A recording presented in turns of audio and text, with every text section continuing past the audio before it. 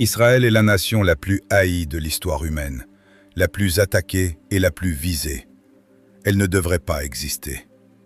Chaque empire qui s'est élevé au pouvoir, l'Égypte, la Syrie, Babylone, la Perse, la Grèce, Rome, le Troisième Reich, a dirigé toute sa puissance contre cette unique nation et a tenté de l'effacer de la surface de la terre. Chacun d'eux a échoué. Chacun d'eux a disparu, mais Israël est toujours debout. Mais pourquoi? Pourquoi Israël?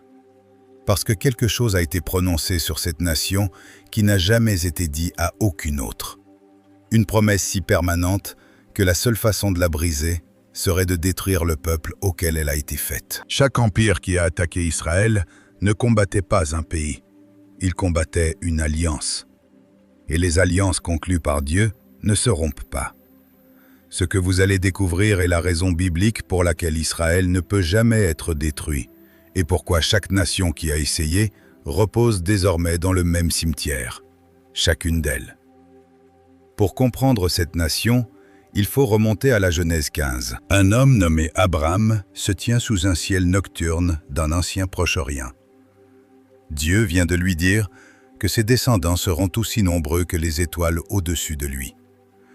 Mais Abram est âgé, sa femme est stérile, et il pose la question que chaque être humain se pose quand la promesse semble impossible. Comment puis-je savoir que cela est vrai? Dieu lui répond d'une manière qui devrait figer tout lecteur. Il ordonne à Abram de prendre une génisse, une chèvre, un bélier, une tourterelle et un jeune pigeon, de les couper en deux et de disposer les moitiés l'une en face de l'autre sur le sol. Puis Dieu fait tomber un sommeil profond sur Abram. Abram ne se lève pas. Abram ne marche pas. Abram ne participe pas à ce qui se passe ensuite, car ce qui suit n'est pas une négociation. Ce n'est pas un contrat entre deux parties. C'est quelque chose que le monde antique n'avait jamais vu auparavant et n'a jamais revu depuis. Un four fumant et un flambeau ardent. La présence visible de Dieu passe seule entre les carcasses d'animaux fendus, sans Abram, sans aucun être humain de l'autre côté. Dans le monde antique, cette cérémonie avait une signification précise et terrifiante.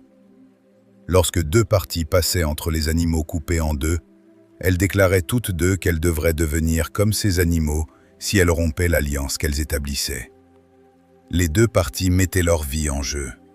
Les deux parties acceptaient les termes. Mais Abram n'a jamais passé entre eux. Dieu a marché seul. Dieu a mis son propre nom, sa propre existence et sa propre crédibilité éternelle en jeu pour prendre simultanément les deux côtés du serment. Ce n'était pas une promesse conditionnelle.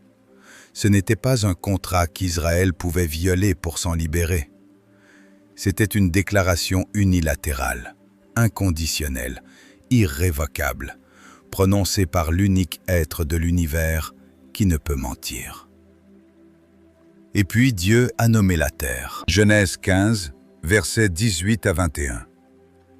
Depuis le fleuve d'Égypte jusqu'au grand fleuve, l'Euphrate, des frontières précises, un territoire spécifique, un acte écrit dans le feu et le sang par celui qui possède tout. Voici ce que la plupart des gens ignorent à propos de cet acte. Ces frontières n'ont jamais été pleinement occupées par Israël, ni sous David, ni sous Salomon, ni en 1948, ni aujourd'hui. Ce qui signifie que la promesse n'est pas accomplie. Ce n'est pas de l'histoire, ce n'est pas symbolique. Elle doit encore se réaliser, car le Dieu qui l'a faite a misé son propre nom sur son achèvement. Genèse 17, versets 7 et 8. Dieu utilise un seul mot hébreu pour décrire la durée de cette alliance, Olam. Cela signifie éternel. Une désignation qui n'est ni temporaire, ni conditionnelle, et qui est totalement libre de toute révision basée sur le comportement d'Israël. Éternel. Le même mot exact utilisé pour l'existence éternelle de Dieu est celui qu'il a choisi pour décrire cette promesse. C'est le fondement sur lequel repose tout le reste. Chaque exil, chaque dispersion, chaque quasi-annihilation au cours de 4000 ans d'histoire. Dieu a discipliné Israël. Il a dispersé Israël. Il a permis à Israël de subir les conséquences de sa rébellion. Mais pas une seule fois, dans aucun chapitre de tout le récit biblique, Dieu n'a révoqué l'alliance. Parce que l'alliance n'a jamais été fondée sur la performance d'Israël. Elle était fondée sur le caractère de Dieu. Et le caractère de Dieu ne change pas. Une promesse faite dans le sang, scellée par le feu, prononcée par l'unique qui ne peut mentir. Donc, si cette promesse est vraiment incassable, pourquoi chaque empire sur terre s'est-il aligné pour essayer de la briser? Et qu'est-il arrivé à chacun d'eux quand ils l'ont fait? La réponse est un cimetière, et il s'étend sur 4000 ans d'histoire humaine. L'Égypte fut la première, la civilisation la plus puissante sur terre à l'époque. Un pharaon qui observa la population hébraïque croissante à l'intérieur de ses frontières et fit un calcul. Les éliminer avant qu'ils ne deviennent une menace. Il ordonna le meurtre de tout garçon hébreu nouveau-né. Il réduisit en esclavage toute la nation.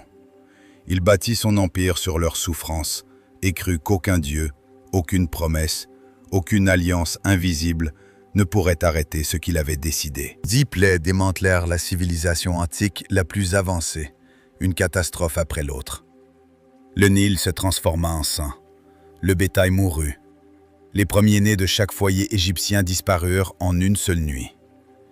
Puis l'armée de Pharaon, la plus grande force militaire sur terre, fut engloutie par la mer Rouge. L'Égypte ne récupéra jamais son statut de superpuissance. L'empire qui tenta de tuer la semence d'Abraham dans son berceau devint un monument au coup de cette décision. Ils tentèrent de tuer la promesse. La promesse les enterra. L'Assyrie vint ensuite.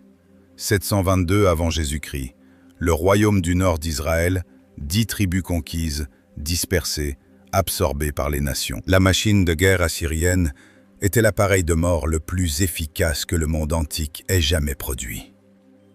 Il ne se contentait pas de vaincre les ennemis, il déplaçait des populations entières pour briser l'identité nationale. Il croyait avoir terminé le travail.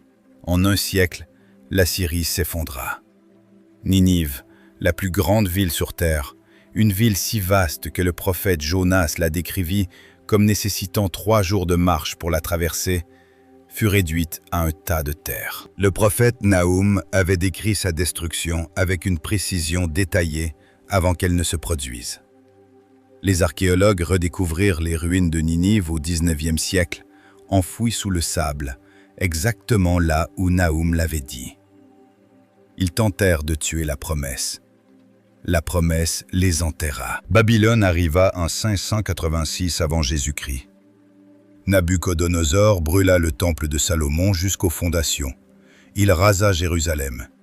Il marcha le peuple juif en chaîne vers l'exil dans une terre étrangère. L'arche avait disparu, le temple était en cendres, la ville sainte en ruine. Pour tout observateur sur terre à ce moment-là, la promesse semblait morte, finie, enterrée sous les décombres de la ville où elle était née. Mais Dieu avait déjà dit à Jérémie quelque chose qu'aucun analyste politique n'aurait prédit. L'exil durerait exactement 70 ans. Pas approximativement, pas grossièrement. 70 ans, jour pour jour. En 538 avant Jésus-Christ, exactement 70 ans après le début de l'exil, Cyrus le Grand de Perse émit un décret permettant au peuple juif de retourner sur sa terre et de reconstruire son temple. Babylone, l'empire qui brûla Jérusalem, est désormais des ruines dans le désert irakien. Le peuple qui l'exila reconstruisit Jérusalem et y vit encore aujourd'hui. Ils tentèrent de tuer la promesse. La promesse les enterra. La Perse produisit Aman, un homme qui s'éleva au 2e plus haut poste dans l'empire le plus puissant sur terre et utilisa cette position pour rédiger le génocide sanctionné par le gouvernement le plus complet du monde antique. Un édit royal signé et scellé par l'anneau du roi envoyé à chaque province. Tout homme, femme et enfant juif dans l'empire perse programmé pour la mort en un seul jour fixé. Aman fut pendu au gibet qu'il avait construit pour Mardoché.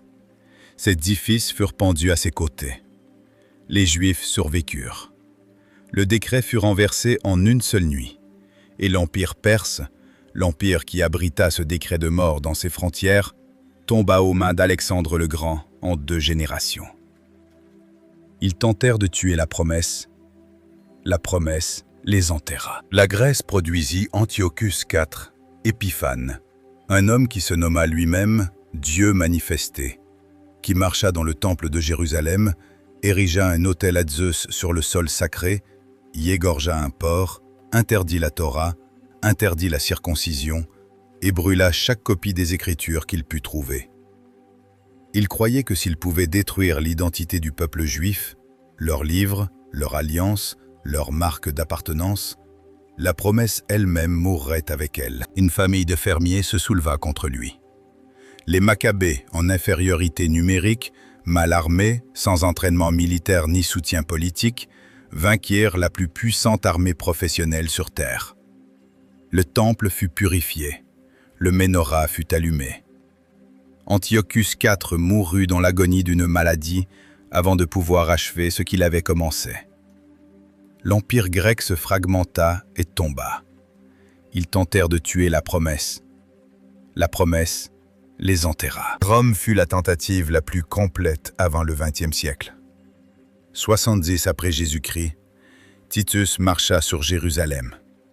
Le second temple fut brûlé. 1 million de Juifs furent tués lors du siège. Les survivants furent dispersés sur tous les continents de la terre pendant près de 2000 ans. Pas de patrie, pas de temple, pas de territoire souverain, pas d'armée. Mais voici ce qu'aucun historien d'une autre civilisation antique ne peut expliquer. Le peuple juif a survécu à 2000 ans d'exil sans patrie, sans territoire géographique commun, sans s'assimiler, sans disparaître. Les Philistins ont disparu, les Moabites ont disparu, les Édomites ont disparu, les Hittites, les Amalécites, les Jébusiens. Chaque groupe de peuples antiques qui entourait Israël dans le récit biblique a vaniché de l'histoire. Le peuple juif est toujours là, parlant la même langue, pratiquant la même alliance, lisant la même Torah que leurs ancêtres lisaient avant même que Rome n'existe. Rome, l'empire qui a crucifié le Messie et dispersé le peuple de l'Alliance, s'est effondré, brisé de l'intérieur, disparu. Ils ont tenté de tuer la promesse les a ensevelis. 6 empires, 6 tombes. Mais le schéma ne s'est pas arrêté dans le monde antique. Il a traversé le XXe siècle sous un uniforme et a commis l'atrocité la plus effroyable de l'histoire humaine enregistrée. Le Troisième Reich. 6 millions d'hommes, de femmes et d'enfants. La tentative la plus systématique, la plus industrialisée, la plus bureaucratiquement organisée d'effacer le peuple juif de la surface de la terre. Hitler croyait pouvoir accomplir en une génération ce que chaque empire avant lui avait échoué à faire pendant 4 millénaires. Hitler est mort dans un bunker, le monde se refermant sur lui. Berlin a été bombardé jusqu'aux ruines. L'Allemagne a été coupée en 2. Et 3 ans après que les fours d'Auschwitz se sont éteints, le 14 mai 1948, Israël est ressuscité en tant que nation, des cendres, des fausses communes, de l'impossible statistique. Ésaïe 66:8 posait la question des siècles plus tôt. Une nation peut-elle naître en un seul jour? Ce jour de mai 1948, la réponse fut oui, en un seul jour. Ils ont tenté de tuer la promesse les a ensevelis. 8 empires, 8 tombes, une nation toujours debout. Ce n'est pas une coïncidence. Ce n'est pas la résilience d'un groupe ethnique particulièrement déterminé. C'est Genèse 12:3. Je maudirai ceux qui te maudiront. Exécuté avec une précision chirurgicale sur 4000 ans d'histoire humaine. Mais voici ce qui devrait terrifier le monde en ce moment même. La prochaine tentative n'est pas à venir. Elle est déjà en marche. Et cette fois, ce ne sera pas un seul empire. Ce seront tous à la fois. Le prophète Zacharie a écrit au 5e siècle avant Jésus-Christ Quelque chose qui ressemble à un briefing de renseignements satellites rédigé ce matin. Chapitre 12, versets 2 et 3. Dieu déclare qu'il fera de Jérusalem une coupe de vertige pour tous les peuples environnants et une pierre pesante pour toutes les nations. Tous ceux qui s'en chargeront seront taillés en pièces, quand bien même toutes les nations de la terre se rassembleraient contre elle. Regardez les votes à l'ONU. Israël reçoit plus de résolutions de condamnation que toutes les autres nations du monde réunies. La Cour pénale internationale délivre des mandats d'arrêt. Des manifestations mondiales remplissent les rues de toutes les grandes capitales. Exactement comme Zacharie l'a décrit, la planète entière est obsédée par cette minuscule bande de terre. Une nation de la taille du New Jersey est devenue le pivot de la géopolitique mondiale. Ce n'est pas un phénomène politique, c'est un phénomène prophétique. Ouvrez maintenant Ézéchiel 38. Écrit au VIe siècle avant Jésus-Christ, Dieu y décrit une coalition massive se rassemblant contre Israël dans les derniers jours. Une immense armée venue du nord lointain, menée par Magog, rejointe par la Perse, Pout, Cush, Gomer et Togarma. Pendant des décennies, historiens et exégètes ont fait correspondre ces noms anciens à leur territoire moderne. Magog correspond à la région au nord du Caucase, historiquement identifiée à la Russie. La Perse, c'est l'Iran, du nom inchangé depuis 2600 ans. Pout, c'est la Libye. Cush, c'est le Soudan et l'Éthiopie. Gomer et Togarma dessinent les territoires de la Turquie actuelle. Lisez cette liste de noms anciens, puis lisez les gros titres de ce matin. La Russie maintient des forces militaires en Syrie, directement sur la frontière nord d'Israël. L'Iran appelle constitutionnellement à l'anéantissement d'Israël et a passé des décennies à construire l'anneau de feu des proxys pour l'exécuter. La Turquie, sous son actuel dirigeant, s'aligne de plus en plus sur la rhétorique des coalitions islamiques. La Libye et le Soudan restent instables et hostiles. La coalition décrite par Ézéchiel au VIe siècle avant Jésus-Christ est exactement celle qui se forme au XXIe siècle après Jésus-Christ. Les noms ont changé, la géographie, non. Mais voici la partie que la plupart des enseignants de prophétie passent sous silence parce qu'elle est la plus difficile à prononcer à voix haute. Avant le secours, arrive la souffrance. Dieu ne décrit pas ce qui vient pour vous effrayer. Il le décrit parce qu'il le savait déjà et qu'il en a déjà écrit la fin. Chaque verset d'obscurité qui suit est écrit de la même main qui a prononcé la promesse incassable en Genèse 15. Les ténèbres font partie d'une histoire dont la fin est déjà assurée. Jérémie 30, 7. Malheur, car ce jour est grand, tel qu'il n'y en a point eu de semblable. C'est le temps de l'angoisse de Jacob, mais il en sera délivré. Remarquez la précision terrifiante de cette phrase. Dieu ne dit pas que Jacob sera épargné de l'angoisse, il dit qu'il en sera délivré. Il y a une différence entre ces deux expressions, et elles portent tout le poids de l'histoire. Zacharie 13, versets 8 et 9. Les 2/3 seront retranchés et périront. Le tiers restera, je le ferai passer par le feu. Je le raffinerai comme on raffine l'argent. Je l'éprouverai comme on éprouve l'or. Ce n'est pas du triomphalisme. Ce n'est pas une prophétie confortable.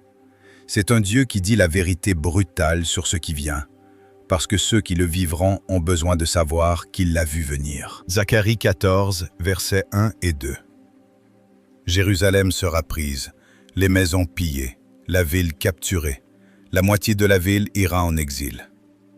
Et à cet instant, au point le plus bas, à l'heure la plus sombre, au moment où chaque analyste militaire sur terre déclarera qu'Israël est enfin fini, la promesse ne restera pas silencieuse. C'est la vallée, c'est l'obscurité vers laquelle l'ennemi travaille depuis le jardin d'Éden. Et selon toutes les mesures visibles aux yeux humains, cela ressemblera à la fin. Cela ressemblera à la promesse enfin brisée. Cela ressemblera à Dieu enfin réfuté. Toutes les armées de la terre convergent, la ville prise, la fumée monte, puis Silence total. À cet instant, à la seconde la plus sombre de l'heure la plus sombre, quelque chose se produit que aucun général, aucun président, aucune arme, aucune coalition de nations ne peut arrêter. Zacharie 14, versets 3 et 4. Alors l'Éternel sortira et combattra contre ces nations, comme il combat au jour de la bataille. En ce jour-là, ses pieds se poseront sur la montagne des Oliviers, qui est en face de Jérusalem, à l'Orient. La montagne des Oliviers se fondra par le milieu, d'Orient en Occident, formant une très grande vallée. Ce n'est pas une métaphore. Ce n'est pas de la poésie apocalyptique nécessitant une interprétation symbolique. La montagne des Oliviers est une vraie montagne. Elle se trouve à l'est de Jérusalem aujourd'hui. On peut y marcher. On peut se tenir sur la crête et regarder de l'autre côté de la vallée du Cédron vers la porte orientale. Les géologues ont confirmé que la montagne repose sur une faille est-ouest, exactement comme le texte le décrit. Le Dieu qui a créé la montagne sait exactement comment elle se fendra, et il vient la fendre lui-même. C'est la même montagne sur laquelle Jésus s'est tenu quand il est monté au ciel dans Acte 1. Et les anges ont dit à ses disciples, « Ce même Jésus reviendra de la même manière que vous l'avez vu partir. » Il est parti de la montagne des Oliviers. Il reviendra sur la montagne des Oliviers. La géographie n'est pas une coïncidence, c'est une signature. Les armées rassemblées pour détruire Israël seront figées sur place, pas par une force militaire supérieure, pas par un système d'armes plus avancé, pas par une alliance politique qui aurait enfin fait pencher la balance, mais par l'arrivée de celui qui a fait la promesse au commencement, venant en personne pour la tenir. Mais pourquoi? Pourquoi Dieu intervient-il? Pourquoi ne laisse-t-il pas simplement Israël être vaincu, dispersé une fois de plus, ou absorbé par les nations? La réponse n'est pas celle que la plupart des gens attendent, et c'est la phrase la plus importante de tout ce récit. Ézéchiel 36, versets 22 et 23. Ce n'est pas à cause de vous que j'agis, maison d'Israël, mais à cause de mon saint nom que vous avez profané parmi les nations où vous êtes allés. Je sanctifierai mon grand nom, et les nations sauront que je suis l'Éternel. Israël ne survit pas parce qu'il est juste. Il ne survit pas grâce au dôme de fer, à Tsahal ou à une quelconque alliance géopolitique. Il survit parce que Dieu a mis son propre nom en jeu sur l'issue. Si Israël est effacé, la parole de Dieu est fausse. Son alliance est brisée. Sa crédibilité sur 4000 ans de promesses déclarées est finie. Et c'est la seule chose dans l'univers qui ne peut pas arriver. Non pas à cause du mérite d'Israël, mais à cause de la nature incassable de Dieu. Il ne peut pas se contredire. Il ne peut pas défaire ce qu'il a fait par ses propres paroles. Il ne peut pas manquer à ce qu'il a déclaré qu'il ferait avant que le temps n'existe. Israël n'est pas protégé par des murs. Il est protégé par un nom. Le nom au-dessus de tout nom. Et ce nom n'a jamais perdu. Puis Zacharie prononce le verset qui boucle tout le récit, chapitre 12, 10. « Ils regarderont vers moi, celui qu'ils ont percé. Ils pleureront sur lui comme on pleure sur un fils unique. Et ils seront dans l'amertume comme on l'est pour un premier-né. Le reste qui survivra, ce tiers raffiné par le feu, lèvera les yeux vers celui qui est venu les secourir, et ils le reconnaîtront, non comme un étranger, non comme un Dieu arrivant de l'extérieur de leur histoire. Ils le reconnaîtront comme celui qui a toujours été dans leur histoire. Celui qui a marché entre les morceaux de sang en Genèse 15. Celui qu'Ésaïe a décrit comme le serviteur souffrant au chapitre 53. Celui que Zacharie a décrit comme le berger frappé au chapitre 13. Celui que leurs ancêtres ont rejeté et livré à Rome il y a 2000 ans. Le percé. Et ils pleureront, non pas d'une tristesse de défaite, mais d'une tristesse de reconnaissance. La tristesse d'un peuple qui voit enfin qui s'est battu pour lui tout ce temps.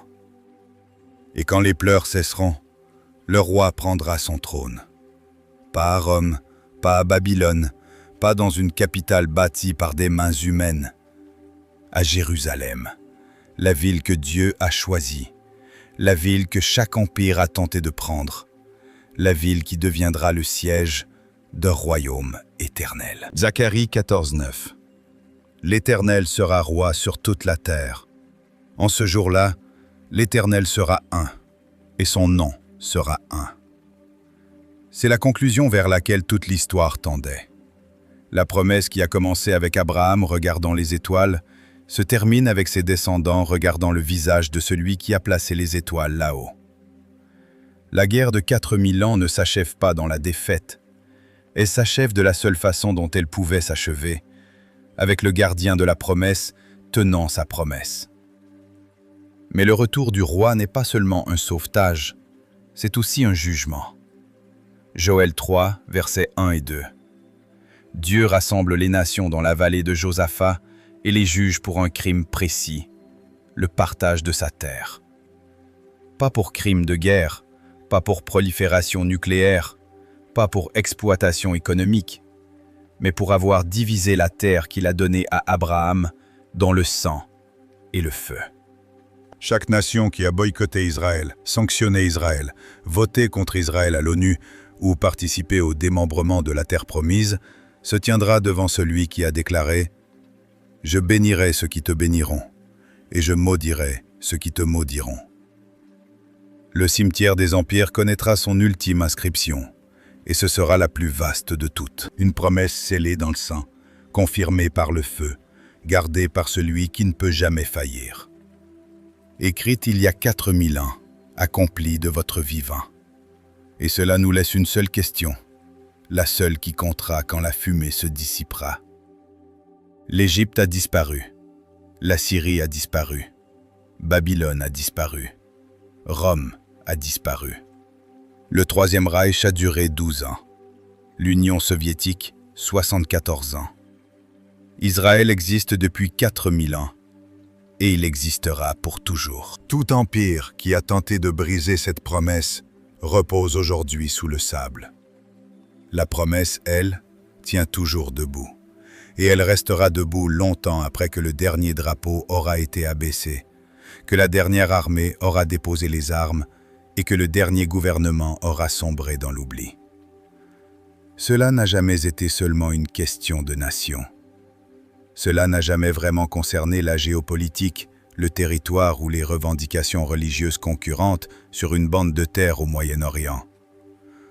Au fond, il s'agit toujours d'une seule question. Dieu tient-il sa parole? À travers 40 siècles, à travers 8 empires, face à chaque arme brandie, chaque décret signé, chaque armée rassemblée, il tient parole, sans exception, sans retard au-delà de ce qu'il a ordonné, sans une seule promesse non accomplie. Et voici ce qui change tout. La même alliance que Dieu a conclue avec Abraham, marchant seul au milieu du sang, engageant son propre nom dans un serment inconditionnel, il l'a scellée à nouveau, non sur une montagne de l'ancien Proche-Orient, mais sur une croix hors de Jérusalem, il y a 2000 ans. Le sang qui a scellé la première alliance était celui d'animaux. Le sang qui scelle la nouvelle alliance est le sien. Jésus-Christ, le Fils du Dieu vivant, a traversé le sang une dernière fois, seul.